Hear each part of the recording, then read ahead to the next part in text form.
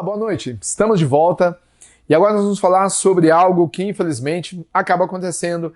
É algo um pouco comum dentro do universo de gestão de pessoas, administração de pessoas, equipes, ou seja, onde há pessoas, essa situação talvez aconteça, que é o conflito. Então hoje nós vamos entender um pouco mais sobre o que é o conflito e como agir, tá? Para que a gente possa resolver, se for possível, ou minimizar, que às vezes é o ideal, tá? Bom, vamos começar pelo conceito. O que é um conflito? O conflito é uma divergência. É uma divergência percebida de interesses, necessidades ou crenças. Então, ele é uma divergência percebida de interesses, necessidades ou crença de que as aspirações atuais de uma das partes não podem ser alcançadas no momento ou simultaneamente. Então, vamos sintetizar.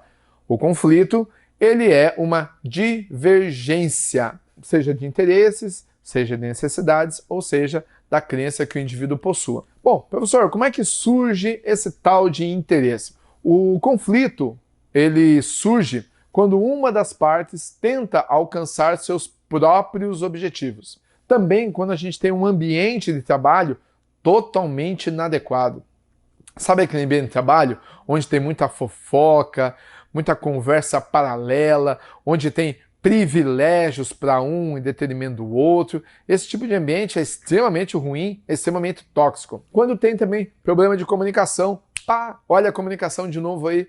Comunicação. Vamos relembrar o que é comunicação. Comunicação é falar claramente, objetivamente, mandar a mensagem para que o outro compreenda. Então, quando há falhas, ruídos na comunicação, nós também podemos ter os conflitos, tá? E também os problemas pessoais.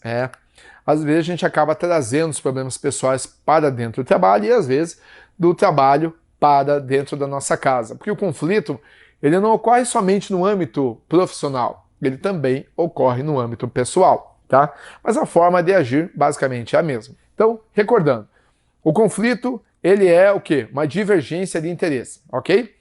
Como que ele surge? Bom, quando uma das partes tenta alcançar os seus próprios objetivos e esquece do outro, ok? É uma certa forma de egoísmo. O ambiente de trabalho, quando esse ambiente é tóxico, é cancerígeno, horrível, tá? Problema de comunicação e também problemas pessoais. Bom, professor, como é que eu faço para resolver tal situação? Vamos lá, vamos tentar ajudar. Quando nós temos essa divergência, nós vamos colocá-la como um problema. Olha o problema de novo aí. E aí a gente volta a ter aquelas duas pessoas. As pessoas que fogem de problemas, problema nem pensar, e as pessoas que veem no problema uma oportunidade para melhoria, para desenvolvimento. E também há aquele tipo de pessoa que, infelizmente, vai focar sempre no outro. Ou seja, o problema está no outro. Vou dar um exemplo para vocês. O nosso resultado desejado não aconteceu. Foi culpa do Zezinho. Então, ou seja, é muito mais fácil eu nomear alguém como causador ou responsável do problema do que especificamente focar na raiz desse problema. E os problemas, meus queridos, eles têm basicamente duas raízes. A chamada causa raiz e a chamada causa secundária. Então, todo problema tem esses dois elementos. A causa raiz, que gera, que é o centro do problema, e as causas secundárias, que muitas vezes a gente fica focado mais nelas do que na causa raiz. Por quê?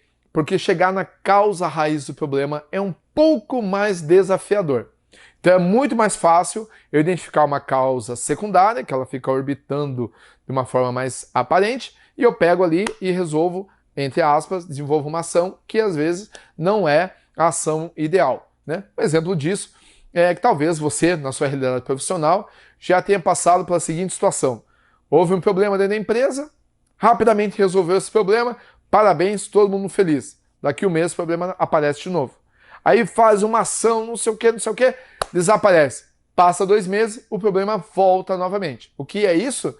É o ataque à causa secundária e não à causa raiz. Até porque identificar a causa raiz exige por parte das pessoas envolvidas um conhecimento profundo do processo ou daquilo que nós estamos tratando.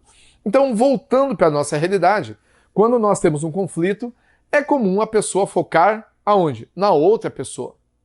E essa não é a ideia. A ideia é nós focarmos no problema e não na pessoa. Vou repetir. Para que nós possamos resolver, agir em cima de um conflito, nós vamos focar no problema e não na pessoa. Ficou claro? Muito bem. Então vamos para o próximo passo. A nossa ideia é fazer o quê? Ajudar as partes envolvidas nesse conflito a identificar a causa do mesmo. Exatamente isso. Então nós temos que identificar a causa do conflito. E isso é bem interessante porque a partir do momento que nós envolvemos essas duas pessoas na busca dessa causa, nós já começamos a agir na resolução dos conflitos. Segundo, nós temos que remover todo tipo de bloqueio. Bom, nós sabemos que todos nós somos animais emocionais. Então, quando nós temos um conflito, a primeira coisa que aparece é a emoção, aquela vontade de esganar, aquela vontade de falar alto, ou em alguns casos, vontade de chorar, e etc e tal, ou seja, são reações emocionais. A ideia é justamente que a gente vá limpando, vá retirando esses fatores emocionais e realmente consigamos ter uma clareza do que está acontecendo, ou seja, remover os bloqueios. O próximo passo, então, é que a gente estabeleça algumas normas, né? Algumas regras, seja de respeito, seja de comunicação. Do dia a dia é aquele momento que você fala assim, calma, vamos abaixar o tom, não vamos usar de xingamentos e palavrões, etc e tal. Olha, você fala primeiro, você escuta, depois você fala e você escuta. Regras ali para que a gente possa ter um pouco mais de civilidade, um pouco mais de foco.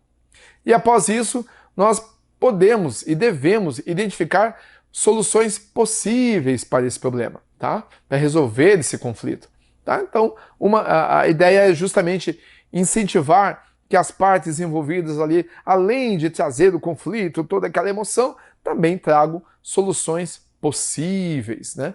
E a partir do momento que a gente tem, então, o surgimento das emoções possíveis, é importante que o mediador, o conciliador, ou o líder, enfim, ou você que estiver ali resolvendo tal situação, construa um acordo.